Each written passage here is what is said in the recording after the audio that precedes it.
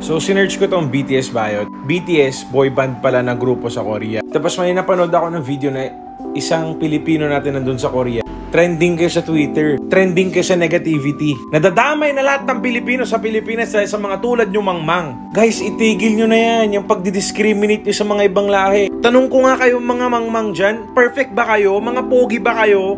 May hanap buhay ba kayo sa buhay? Wala. Tambay. Palamunin ng mga magulang, mga batugan. Tapos ganyan pa kayo Grabe yung pagdidiscriminate ng mga Filipinos. Alam mo yung mga matitinong Pilipino dahil sino nasisira na. Maawa kayo sa mga OFW sa Korea. Super duper trending kayo pare. Yung pagsasabi nyo ng BTS Biot, mababastos lang bro. Tigil nyo yung ganyan. Respeto naman sa mga ibang tao. Ano tingin nyo? Pilipinas lang yung solid sa mga buong countries na i-compare nyo. Kayo lang yung mga pogi, kayo lang yung mga perfectionist. Tigil nyo yan. Nakakabobo ko tignan mga mangmang.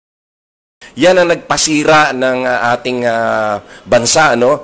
Mga kayo ang may kakagawan kung bakit na ang bansang Pilipinas ay hanggang ngayon ay nahihirapan umahon dahil sa inyo ng mga Ate, ang taba mo.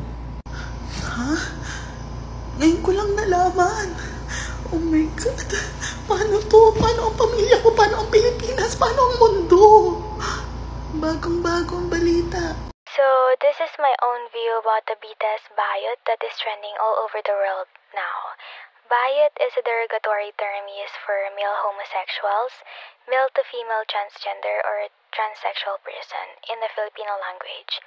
And so, this is not just an insult to BTS, nor it does not just trigger armies, but also triggers and insults the whole LGBTQ community and Korean community as well. And as a Filipino, I feel so ashamed and disappointed to the attitudes of some Filipinos.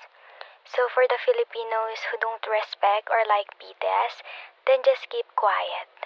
It's better to shut our mouths if we don't have anything nice to say.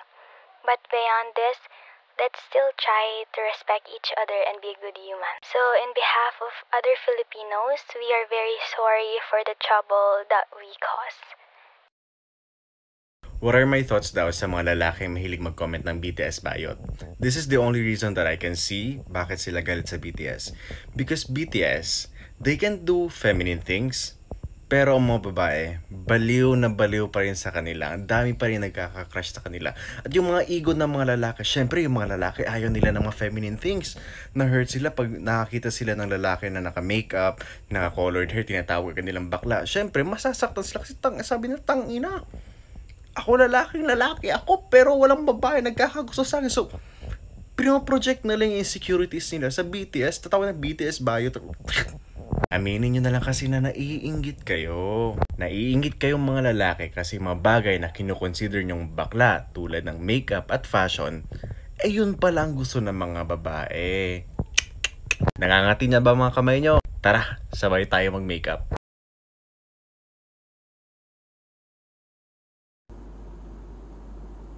Why?